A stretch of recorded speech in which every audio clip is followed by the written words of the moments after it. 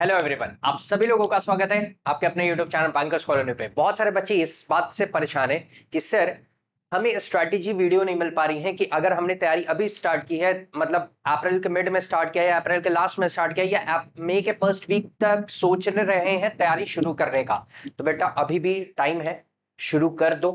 Because आज से 15-20 दिन बाद आप स्टार्ट करना चाहोगे तो फिर वो टाइम चला जाएगा। जो मैंने ये एग्जाम्स लिखे हैं ये भी चल जाएंगे। तो इस वजह से आज मैं आपको सारी चीजें बताने वाला हूं कि कैसे टाइम टेबल आपका होना चाहिए, कैसे आपको पढ़ना है। क्वांट की मैं बात करूं, मेरा नाम है स्वप्निल तिवारी। मैं आप लोगों को क्वांटिटेटिव एप्टीट्यूड यानी गणित को आसान बनाने का काम करता हूं। बैंक एग्जाम्स में एक छोटी सी हिस्सेदारी मेरी होती है ताकि आपको गणित आसान से आसान सब्जेक्ट बनाया जा सके।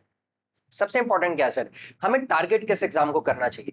हमें टारगेट उन सारे एग्जाम्स को करना चाहिए जो आपके अपकमिंग में आने वाले हैं। अब जैसे 1-2 महीने के बाद की अगर मैं बात करूं, जैसे आपका SBI PO, IBPS PO, because सबसे पहला जो एग्जाम होने वाला है वह एसबीआई पीओ का होने वाला है। ठीक है, लगभग जून के आसपास नोटिफिकेशन आ जाएगा और उसके बाद आपका आप मान के चलो अगस्त के मिड में या फिर अगस्त के मिड तक आप मान के चलो कि एग्जाम होने की चांसेस है प्रीलिम्स की, और उसके एक आध महीने बाद फिर आपका मेंस हो जाएगा। ठीक है, फिर उसके बाद मेंस के भी पहले, एसबीआई पीओ मेंस के भी पहले आपका आईबीपीएस पीओ प्री भी आ जाएगा। तो बैंक एग्जाम्स कैसा है ना, बैंक एग्जाम्स की ये लाइन लगे रहते हैं। अभी एक एग्जाम आप प्री, जैसे मान लो एसबीआई पीओ प्री दिए, अभी उसका मेंस हुआ नहीं कि आपको आईबीपीएस पीओ प्री भी आपको देना पड़ेगा।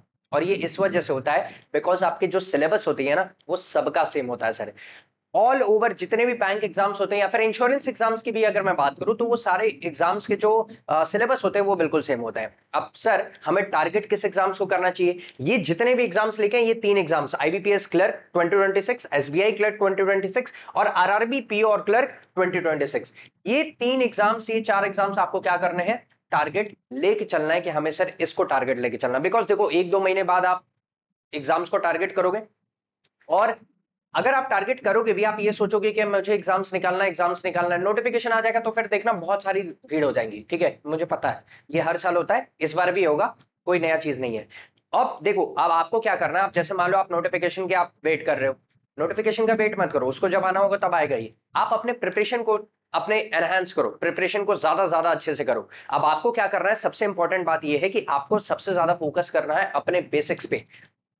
बेसिक्स कैसे स्ट्रॉन्ग करें सर, क्या स्ट्रेटेजी होनी चाहिए, सारी चीजें बता रहा हूं। बट सबसे इंपॉर्टेंट बात है कि जब आप 1-2 महीने के बैंक एग्जाम्स को टारगेट करोगे तो फिर आप ना थोड़ा, और फिर आगे के जो बैंक एग्जाम्स होंगे जैसे एसबीआई हुआ, आईबीपीएस हुआ, आरआरबी हुआ, ये सारे क्लर्क की मैं बात करूं, ठीक है, तो इनकी अगर मैं बात करूं तो आपकी ये सारे एग्जाम्स भी हैम्पर होंगे ये 1-2 महीने आईबीपीएस पीओ एसबीआई के चक्कर में। क्यों? क्योंकि आप कच्चा पक्का तैयारी किए रखो और किए रहोगे, और उसके बाद आप एग्जाम्स देने बैठोगे तो हो सकता है मोरल आपका डाउन हो जाए, आपकी जो कॉन्फिडेंट लेवल है वो थोड़ा सा डाउन हो जाए कि हमें तो कुछ आ नहीं रहा है, पता नहीं आगे निकल पाएगा कि नहीं निकल पाएगा। ये दिमाग में थॉट प्रोसेस जेन्युइन सी बात है, सबके अंदर होता है। मैं भी अगर आज अगर बैंक एग्जाम्स की तैयारी करना बैठूं और उसके बाद मैं सोचूं कि 1-2 महीने बाद मैं एग्जाम दूं मेरा क्रैक हो जाए, इम्पॉसिबल है sir. Because maximum maximum 8 months, या फिर आप मान के चलो मिनिमम मैं बात करूं, मिनिमम 6 to 8 मंथ्स आपको लगते ही लगते हैं बैंक एग्जाम्स को पूरा अच्छे से पढ़ने में, हेड टू टो, प्री और मेंस। ठीक है, तो सर सिलेबस क्या क्या है, क्या क्या नहीं है,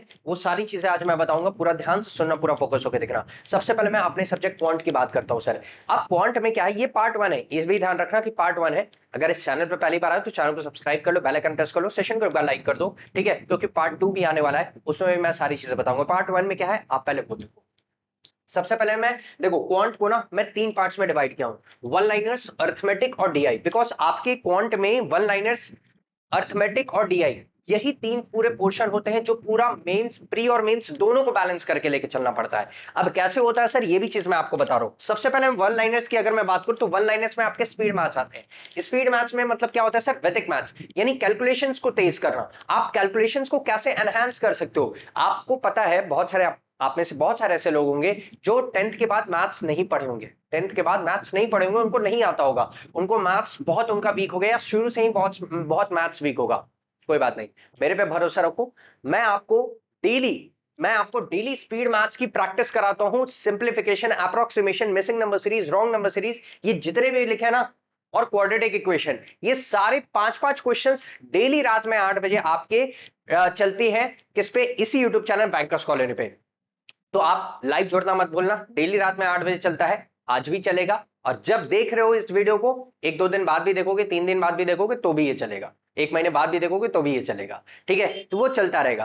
अब सबसे इंपॉर्टेंट बात है सर कि हमें पढ़ना कैसे है, ठीक है सर, ये सिलेबस तो आपने बता दिया, अब सबसे इंपॉर्टेंट बात है वही चीज मैं आपको समझाने जा रहा हूं, सुनना मेरी बात ध्यान से। स्पीड मैथ्स, वैदिक मैथ्स होता क्या है सर? वैदिक मैथ्स का मतलब होता है कि जैसे आप कैलकुलेशंस के ट्रिक्स को सीखो, कि अगर मुझे एडिशन करना है तो एडिशन में भी ट्रिक्स होते हैं कि कैसे ऐड करना है सर, वो बच्चों वाली ट्रिक्स हमें नहीं रटना है जो हम लोग स्कूल लेवल पे और ये फिर कॉलेज लेवल पे ये सब करते हैं, वो सारी काम नहीं करना है। बिकॉज आपका बैंक एग्जाम्स क्या है ना, 2 चीजें मांगता है, एक आपका मांगता है एक्यूरेसी और एक मांगता है आपका स्पीड। अगर जिसका एक्यूरेसी अच्छा है, जिसका स्पीड अच्छा है और जिसके कॉन्सेप्ट्स भी अच्छे हैं सर, वो आराम से bank exams max to max 8 महीने में आराम से क्लियर कर लेगा। बट वही चीज है सर कि ऑलवेज कंसिस्टेंसी नहीं रह पाता है सर, कंसिस्टेंसी का बहुत लैग रहता है। बहुत सारे बच्चों को मैंने देखा है जो कंसिस्टेंट नहीं होते हैं, उनकी प्रिपरेशन अच्छी रहती है बट फिर भी वो बैंक एग्जाम्स इसलिए क्रैक नहीं कर पाते क्योंकि वो कंसिस्टेंट नहीं रहते हैं। ये पूरा एग्जाम ना, पूरा एग्जाम सिर्फ एक सुई के नोक पे टिका है और वो सुई का नोक है कंसिस्टेंसी, ये हमेशा ध्यान में रखना, ठीक है। अब सबसे एक बात मैं बताता हूं, स्पीड मैथ्स में तो आपने समझ लिया, सिंपली उसमें क्या रहता है sir, addition, subtraction, division, multiplication, ये सारी चीजें आपको क्या करनी रहती है, एक ट्रिक के हिसाब से सीखना रहता है, ठीक है, वो भी चीज मैं सिखाता हूं।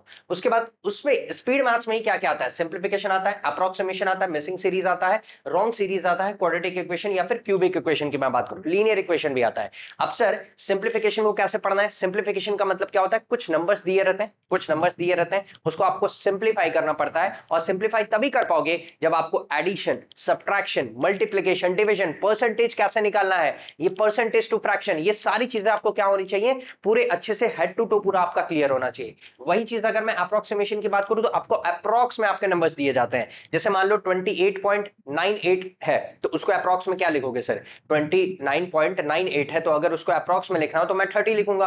अगर आपका लिख दिया 35.67 तो हम क्या लिखेंगे सर, उसको अप्रोक्स में 36 लिखेंगे। मतलब इस तरह के क्वेश्चंस क्या होते हैं, जब मैं देखो आप स्पीड मैथ्स की क्लास में आओ, रोज रात में 8 बजे स्पीड मैथ्स की क्लास में आओ, डिस्क्रिप्शन में लिंक लगा हुआ है टेलीग्राम का, उस पर मैं डेली क्लास की अपडेट देता हूं, उस पर भी जुड़ जाओ, ज्वाइन वहां से कर लेना, ठीक है। उसके बाद wrong, missing series, wrong series, अब देखो इन दोनों चीजों में ना सबसे खतरनाक जो चीज होता है वो होता है रॉन्ग सीरीज।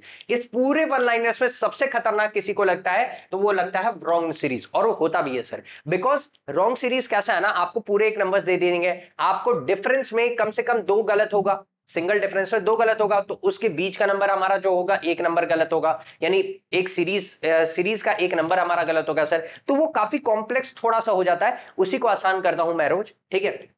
और उसके बाद मिसिंग सीरीज की अगर मैं बात करूं तो मिसिंग सीरीज कर लेते हैं सर, मिसिंग सीरीज सब लोग कर लेता है। अब सर वन लाइनर्स की, इस पूरे वन लाइनर्स की खासियत एक चीज होती है सर कि आपकी स्पीड बहुत तगड़े लेवल पे चाहिए, और बहुत तगड़े लेवल पे तब आपकी स्पीड आएगी जब आप ज्यादा ज्यादा क्वेश्चंस प्रैक्टिस करोगे और डेली बेसिस पे करोगे। ऐसा नहीं है कि एक दिन कर लिया सर हो गया, जाने देते हैं, रहने देते हैं, इसीलिए मैं आपको डेली बेसिस पे प्रैक्टिस करवाता हूं। अब आते हैं सर किस पे, अर्थमेटिक की बात करूं।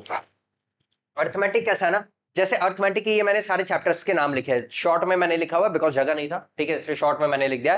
Percentage, ratio, mixture alligation, profit loss, SICIs, ages, partnership, time and work, pipe and cistern, फिर उसके बाद time speed distance, boat and stream, average, mensuration, 2D 3D, permutation, combination, probability, number system और algebra. ये ऐसे chapters हैं, ये ऐसा chapter है सर, अर्थमेटिक एक ऐसा पोर्शन होता है पूरे बैंक एग्जाम में जिसमें कि आपको पूरा अच्छे से एक एक चीज पढ़ना पड़ता है, पूरा हेड टू टू। देखो आपको पता है सबसे ज्यादा पढ़ने में कौन सा मजा आएगा, आपको ये पढ़ने में सबसे ज्यादा मजा आएगा शुरू में, जब आप ये पढ़ोगे ना, जब आप बैंक एग्जाम्स की तैयारी स्टार्ट कर दियो या करोगे तो आपको ये पढ़ने में सबसे पहले बहुत अच्छा लगेगा, बहुत आनंद आएगा सर, और आनंद आना भी चाहिए बिकॉज कॉन्फिडेंस एक बूस्ट होता है ना, जब आप, ये कॉन्फिडेंस बूस्टर है सर, ये कॉन्फिडेंस बूस्टर है, ये जब कॉन्फिडेंस बूस्ट कर देगा तब आप शिफ्ट होगे अर्थमेटिक की तरफ। अर्थमेटिक में क्या होता है ना, शुरू के जैसे ही आप देखो 3-4 चैप्टर्स में क्या लगेगा ना सर, जोर लगेगा, बिकॉज प्री मेंस सब आपको पढ़ना है, तो प्री के क्वेश्चंस चलो आप ठीक है आराम से कर ले जाओगे, ठीक है, आपको कॉन्सेप्ट्स पूरा अच्छे से, पूरा बेसिक से अच्छे से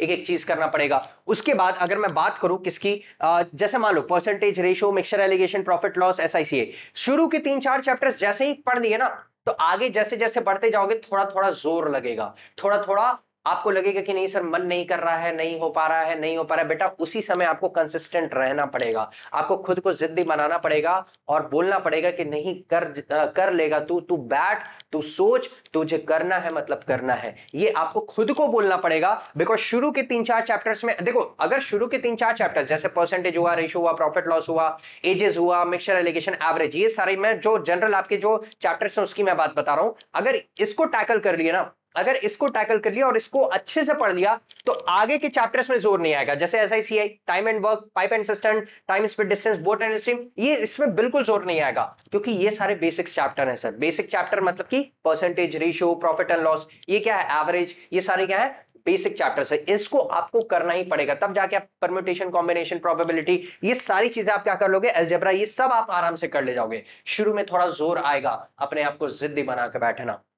अब आते हैं सर डेटा इंटरप्रिटेशन पे। डेटा इंटरप्रिटेशन देखो, अब एक चीज और, डेटा इंटरप्रिटेशन पे आता हूं, बट आपको पता है 2-3 चीजें मैं बता रहा हूं, 2-3 चीजें, जैसे कि परसेंटेज हुआ, रेशियो हुआ, और क्या हुआ sir, average. Percentage, ratio, average, जैसे ही आपके ये 3 चैप्टर्स खत्म होंगे ना, जैसे ही आपके ये 3 चैप्टर्स खत्म होंगे, आप उसके बाद पूरा ये खत्म होने का वेट मत करना है कि अर्थमेटिक पूरा खत्म हो जाएगा तब मैं डीआई पढ़ूंगा, बेटा उतना टाइम नहीं है।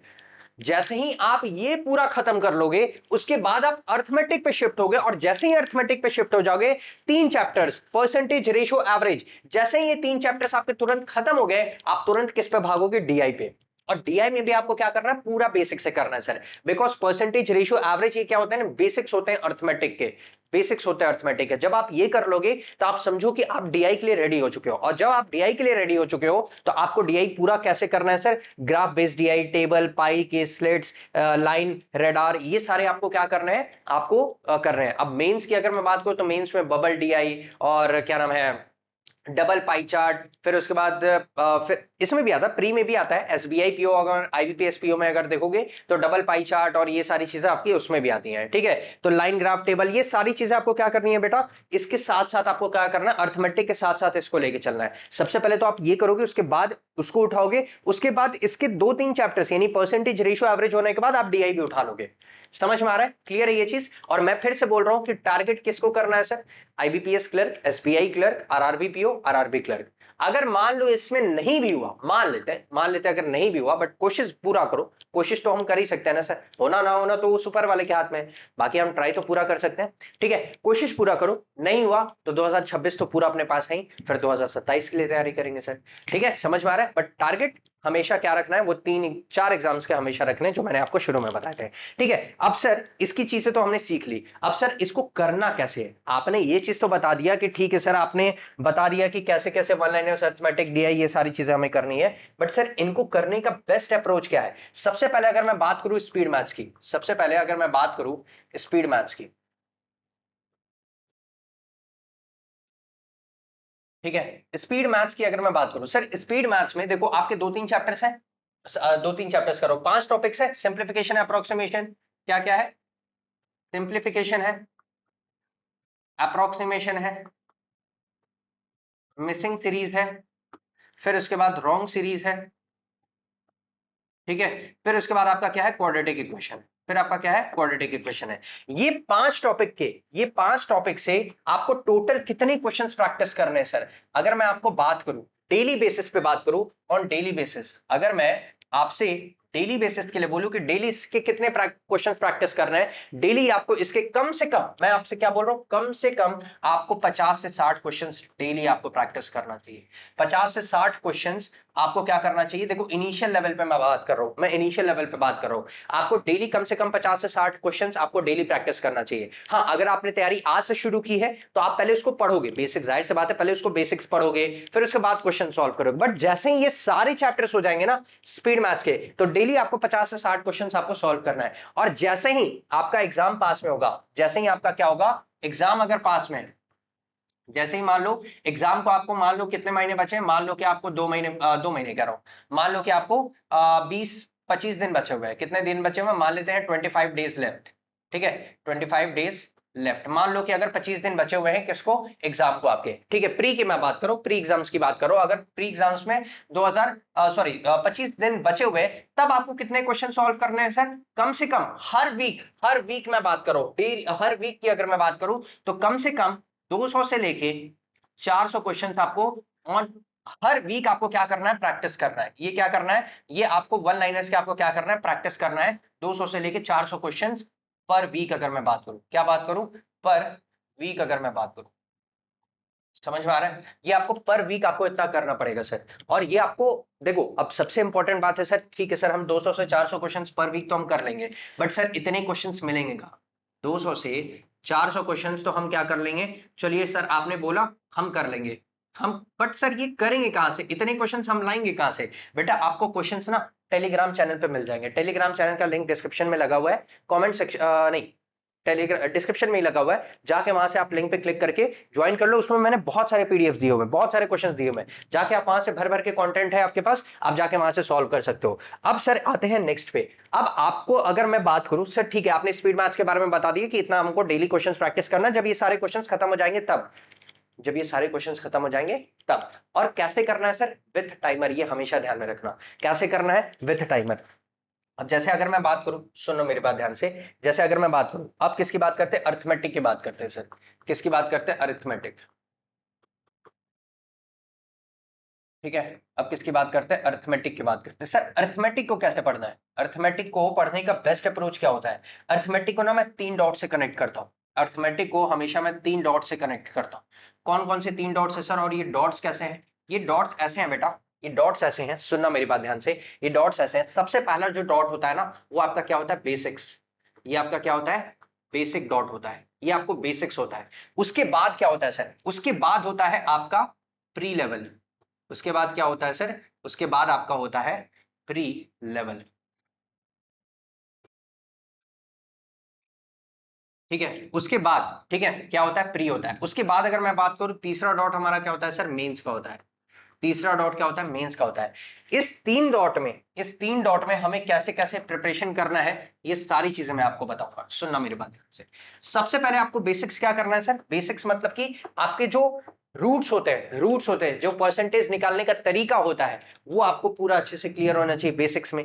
प्री की अगर मैं बात करूं, जैसे ही आप प्री पे शिफ्ट होगे, जैसे ही आप किस पे शिफ्ट होगे, प्री पे शिफ्ट होगे, वैसे ही आपको प्रैक्टिस क्वेश्चंस कितने लगाने सर। जैसे मान लो आपने परसेंटेज पूरा खत्म कर दिया, आपने परसेंटेज पूरा खत्म कर दिया, आप उस परसेंटेज टॉपिक के, मान लो आपने परसेंटेज क्या कर दिया, ठीक है, मान लो कि आपने परसेंटेज क्या कर दिया, पूरा खत्म कर दिया। इस परसेंटेज टॉपिक का आपको क्या करना है, कम से कम 100 क्वेश्चंस, 100 क्वेश्चंस आपको क्या करना है सर, आपको पूरा प्रैक्टिस कर लेना है। आपको 100 क्वेश्चंस पूरा प्रैक्टिस कर लेना है। जैसे ही आपका परसेंटेज पूरा खत्म हो जाए, 100 क्वेश्चंस बैठ के हर एक लेवल का क्वेश्चन प्री का हर जगह से उठा के लगा दो, हर जगह से उठा के लगा दो। उसके बाद जब ये हो जाए, तो फिर उसके साथ साथ मेंस का भी करना है सर। तो मेंस का कैसे करना है, अगर मान लो मेंस में अगर मैं बात करूं, परसेंटेज की बात करूं, आपका परसेंटेज पूरा खत्म हो चुका है, प्री आपने बहुत अच्छे से लगा लिया है। मेंस के लिए डेली, मैं डेली नहीं बोलूंगा, आप कम से कम एक वीक में कम से कम 15 से 20 क्वेश्चंस, 15 से 20 क्वेश्चंस आप क्या लगाओ, पर वीक लगाओ।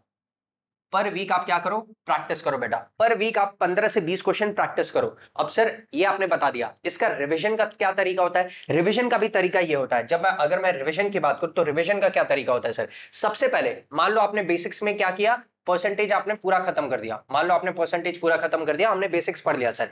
अब जैसे ही बेसिक्स पढ़ लिए, उसी के जैसे ही आपने बेसिक्स कंप्लीट कर लिया, उसी के लगभग एक वीक बाद, उसके क्या 7 डेज, विद इन 7 डेज, ठीक है, या 7 डेज की अगर मैं बात करूं, ठीक है, 7 डेज की अगर मैं बात करूं, आपका फर्स्ट रिवीजन कंप्लीट हो जाना चाहिए। आपका फर्स्ट रिवीजन कंप्लीट हो जाना चाहिए। अब जैसे ही फर्स्ट रिवीजन खत्म हो गया, नेक्स्ट रिवीजन हम कब करेंगे सर? नेक्स्ट रिवीजन आप करोगे with in 30 days, with in 30 days, या 30 डेज नहीं बोलूंगा, आप विद इन मैं बोलूंगा कि आप 18 डेज में आप क्या करोगे, आप उसी चैप्टर को, उसी चीज को जो आपने पढ़ा है, उसी चीज को क्या करोगे, सेकेंड टाइम आप उसको क्या करोगे, रिवाइज करोगे। ठीक है, आप क्या करोगे, सेकेंड टाइम उसको रिवाइज करोगे। और ये करना बहुत जरूरी है बेटा, अगर आप नहीं करोगे ना, तो फिर दिक्कत आपको बहुत ज्यादा होगा, बिकॉज आपको प्री भी लेके चलना है, मेंस भी लेके चलना है। अब रही बात है डीआई की, तो डीआई को आपको कैसे सॉल्व करना है बेटा, यही सेम आपको मेथड लगाना है कि आपको पहले बेसिक्स करने हैं, उसके प्री लेवल के डीआई सॉल्व करने हैं, फिर उसके बाद मेंस लेवल पे आपको शिफ्ट करना है। अर्थमेटिक हो चाहे डीआई हो, दोनों की मैं बात कर रहा हूं, समझ में आ रहा है? ठीक है, तो आई होप आप लोग को ये चीज आपको समझ में आ गया होगा, प्रिपरेशन कैसे स्टार्ट करना। और ये फेज 1 है, मैं फिर बोल रहा हूं, ये पार्ट 1 है इसका। पार्ट 2 में भी लाऊंगा, बट कब लाऊंगा, जब 1 से 1.5 महीने के बाद, जब आप प्रिपरेशन आप कर लोगे, इतना पहले आप बेसिक्स कर लो, थोड़ा बहुत चैप्टर्स आप कर लो, उसके बाद आपको करना है। एक चीज और, सर मॉक टेस्ट कब देना है? बहुत सारे बच्चों का सवाल होता है कि सर मॉक टेस्ट कब देना होता है। अगर मैं मॉक टेस्ट की बात करूं, अगर मैं मॉक टेस्ट की बात करूं तो मॉक टेस्ट कब देना है सर? मॉक टेस्ट तब देना है आपको जब आपका लगभग कितना 50% सिलेबस आपका क्या हो जाए, कंप्लीट हो जाए। ठीक है, 50% सिलेबस क्या हो जाए, कंप्लीट हो जाए। ठीक है, जैसे ही 50% सिलेबस आपका कंप्लीट हो गया, जैसे ही आपका 50% सिलेबस कंप्लीट हो गया, आप क्या दो, पहला मॉक दो। आप क्या दो, पहला मॉक दो। मॉक दो, और मॉक देने के साथ साथ आपको सबसे इंपॉर्टेंट सर एनालिसिस, एनालिसिस ये मोस्ट इंपॉर्टेंट है सर। एनालिसिस अगर आप नहीं करोगे, अपनी गलतियों को नहीं पहचानोगे, तो कैसे पता चलेगा? और सबसे इंपॉर्टेंट है कि ये 50% सिलेबस कंप्लीट करने में, या 50% भी नहीं बोलूंगा मैं, चलो आपको बोल रहा हूं, आप एटलीस्ट 35% आप 35 to 40% आप क्या करो, 35 to 40% आप क्या करो, सिलेबस अपना कंप्लीट कर लो। उसके बाद एक मॉक टेस्ट लगाओ, उसके बाद आपको पता चलेगा कि आप किस लेवल पे स्टैंड कर रहे हो, आपकी प्रिपरेशन कितनी हो पा रही है। यानी मान के चलो आप कम से कम 1 से 1.5 महीने के बाद आप क्या करो, इसको लगाओ। 1 से 1.5 महीने के बाद, ठीक है, 1 से 1.5 महीने के अंदर अंदर आप क्या करो, इसको लगाओ। ठीक है, और जाहिर सी बात है 30 35 40% आपको सिलेबस करने में 1 से 1.5 महीने आपको लग जाएंगे। ठीक है, तो इस इतने महीने में आप क्या करो, एक मॉक लगा के देखो, फिर जैसा हो, कितना भी पुराना ये वीडियो हो, कभी भी आप देख रहे हो, आप प्लीज इस वीडियो के कमेंट सेक्शन में बताना कि सर मेरा इंप्रूव हो रहा है, नहीं हो रहा है, क्या दिक्कत आ रही है, क्या नहीं दिक्कत आ रही है, तो फिर उस हिसाब से भी मैं वीडियो बनाऊंगा बेटा। ठीक है, समझ में आ रहा है? तो आई होप आप लोग को सब चीज क्लियर हो गया होगा, और इस चैनल को सब्सक्राइब कर लीजिएगा। चैनल पर पहली बार आया है, बहुत अच्छी अच्छी ट्रिक्स, बहुत अच्छी चीजें आपको मिलती रहेंगी। मेरे बायो में इसी क्या नाम है, आप देखोगे जब बैंकर्स कॉलोनी यूट्यूब चैनल खोलोगे, तो उसके बायो सेक्शन में जाओगे तो आप टेलीग्राम, उसमें आपको टेलीग्राम का भी लिंक मिल जाएगा, और आपको क्या नाम है, इंस्टा आईडी का भी मेरा क्या मिल जाएगा, इंस्टा पेज को भी आप क्या कर लो, फॉलो कर लो। उसमें मैं शॉर्ट ट्रिक्स डेली आपको शॉर्ट ट्रिक्स हर एक चीज में आपको समझाता हूं, तो उस पर भी जुड़ो, और एक सीरीज में आपके स्टार्ट करने जा रहा हूं, उसकी अपडेट बहुत जल्दी मैं आपको दूंगा। ठीक है, मिलते हैं नेक्स्ट सेशन में। जय हिंद।